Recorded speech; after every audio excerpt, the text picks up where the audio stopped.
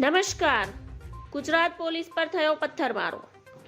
રાજકોટના Thorala main road પર આવેલી સ્વામિનારાયણ સ્કૂલ પાસે પાથરણવાળા હટાવેલા ગયેલા પોલીસ અને મનપાની ટીમ સાથે કેટલાક શખ્સોએ ઝઘડો કરીને પથ્થરમારો કર્યો હતો. આ ઘટનામાં એક મહિલા કોન્સ્ટેબલ ઈજાગ્રસ્ત થઈ જતા તેમને સારવાર માટે હોસ્પિટલમાં ખસેડવા પડ્યા હતા.